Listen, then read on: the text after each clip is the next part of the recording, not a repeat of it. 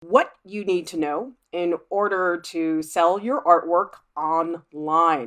If you're not comfortable putting your home address on that return package, it's much, much better to have a P.O. box. Accept as many payment options as possible. You can have your website and your shop be totally separate.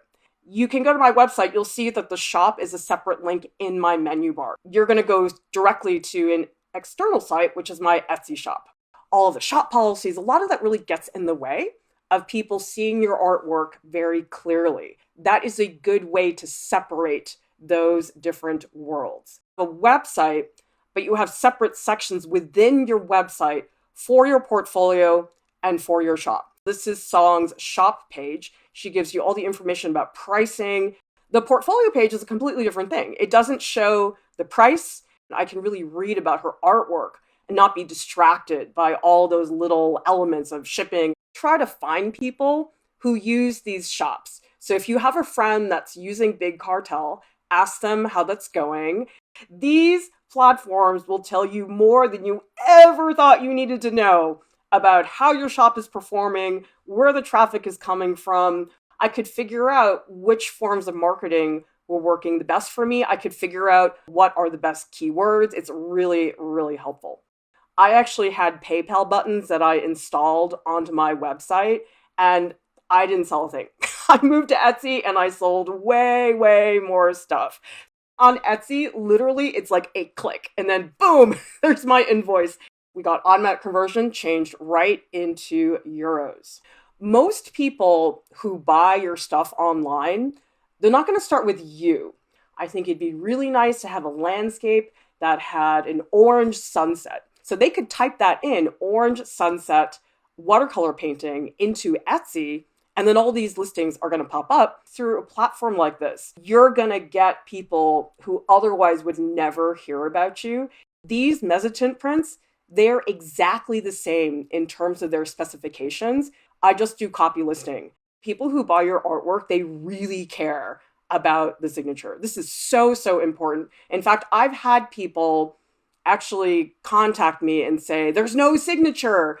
I sign it and then I take a photo. So that way there is visual reference of where the signature is. You really need to make sure you're using materials that are durable and that are archival.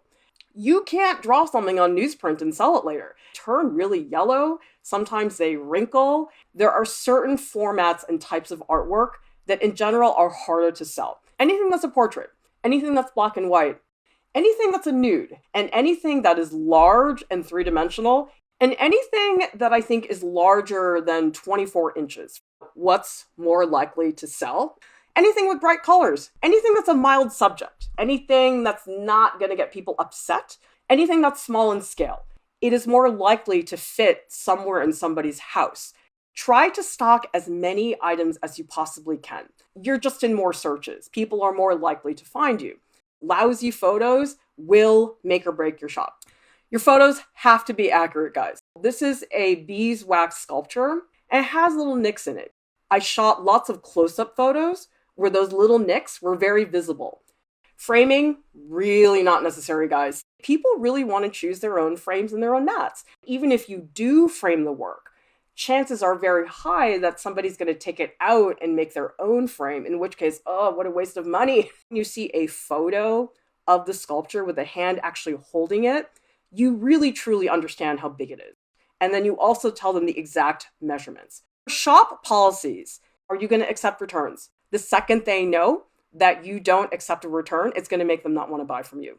I would be very specific about what you do on weekends and holidays. If you take orders, if you ship those days, you want to pick one shipping carrier, whichever one is most convenient for you, and just use that. Probably a third of my orders on my Etsy shop are international customers. Even if it feels like a little bit of a pain, sometimes there are custom fees. You have to be very explicit who's going to pay for that. Say what days you ship.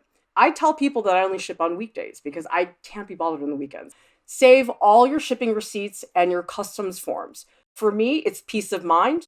If you have the space at home, stock shipping supplies. For every type of artwork, I have to know what are the supplies are necessary for me to pack that artwork. Got to calculate the postage. You got to take the artwork, you take the shipping package, you put it on a scale. I just use a crummy little kitchen scale. Use the postage price calculator that your shipping carrier has.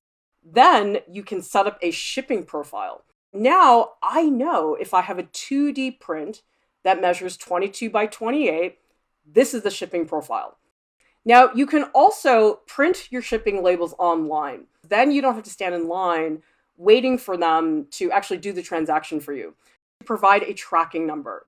Everybody likes a tracking number. Don't you want to know that your package just went through Pennsylvania, Evanston?